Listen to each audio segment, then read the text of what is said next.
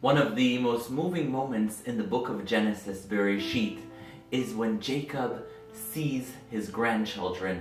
Jacob notices that he's about to die and he calls his son.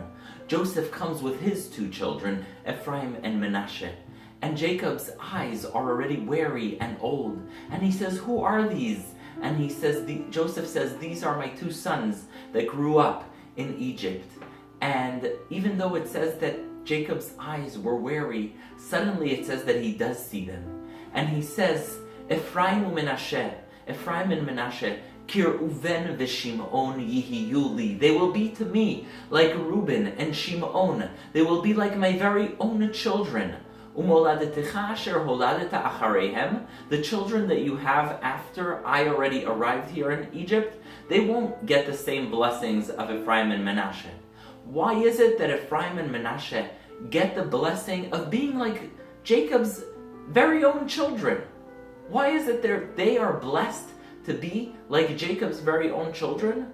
Because they grew up in Egypt, far away from their family, far away from any influence of Jacob's family. They didn't really live in that same land that Abraham and Isaac lived in. And yet, even though they grew up there in Egypt, they were at the top of the Egyptian cultural ladder, still they grew up as loyal and devoted Jews.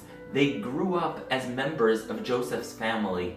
And that's what Jacob does. He walks in, he sees them, and he says to Joseph, Mi elelach, who are these children? Are they our children? Are they children of Abraham, Yitzchak, and Yaakov? Are they children who will continue that great monotheistic, charitable, and kind heritage?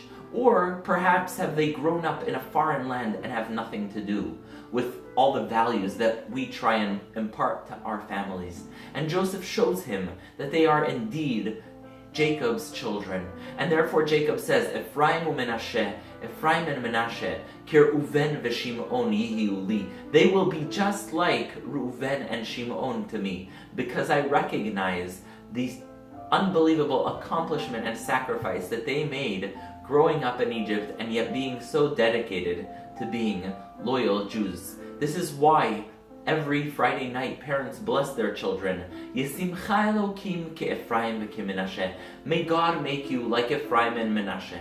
No matter what you encounter, no matter what life challenges you may run into, no matter what environment you may end up in, always remember you're Jewish. Remember the special values that you learned. Remember who you are, just like Ephraim and Manasseh. Shabbat Shalom.